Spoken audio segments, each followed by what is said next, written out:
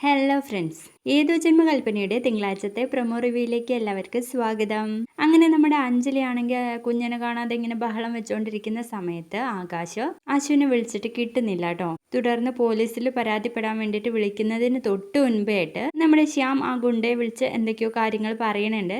ആ സമയം തന്നെ അശ്വിൻ അഞ്ജലിയെ വിളിക്കാണ് കേട്ടോ. എങ്കിലും എന്റെ കുഞ്ഞ, നീ എന്താ ഇങ്ങനെയൊക്കെ, നീ ഇവിടെ ഉള്ളവരെ ഇങ്ങനെ തീ തീറ്റിക്കണമായിരുന്നോ എന്നൊക്കെ പറയുമ്പോൾ നമ്മുടെ അശ്വിൻ പറയും, ചേച്ചി എനിക്ക് ഒരു കുഴപ്പമില്ല, ഐ എം സോറി എന്നൊക്കെ പറയുമ്പോഴേക്കും ഇനിയിപ്പോൾ സോറി ഒന്നും പറയണ്ട എന്ന് പറയാട്ടോ അഞ്ജലി. അതിനുശേഷമാണെങ്കിൽ നമ്മുടെ ശ്രുതി ആയിരിക്കും സംസാരിക്കുന്നത്. ശ്രുതി അവരുടെ അടുത്ത് നിന്ന് മാറിയിട്ടായിരിക്കും കേട്ടോ സംസാരിക്കുക.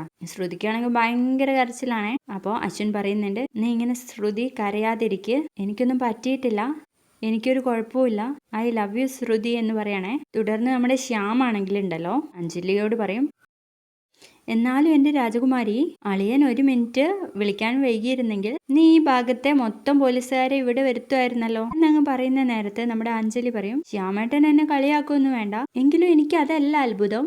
ആകാശ് പോലീസിനെ വിളിക്കാൻ തുടങ്ങുമ്പോഴേക്കും കുഞ്ഞൻ ഇങ്ങോട്ട് വിളിച്ചല്ലോ, അതെങ്ങനെയാ ശ്യാമേട്ട എന്ന് പറയുമ്പോൾ ശ്യാം നിന്നിങ്ങനെ പരുങ്ങാണേ. അപ്പോൾ ശ്യാം തന്നെയാണ് അശ്വിനെ കാണാത്തതിന് പിന്നിൽ. ഇവരുടെ ഫോൺ വിളി കഴിഞ്ഞതിന് ശേഷം അശ്വിനെ പിടിച്ച് ഗുണ്ടകൾ കെട്ടിയിടുന്നതായിട്ട് കാണിക്കുന്നുണ്ട്.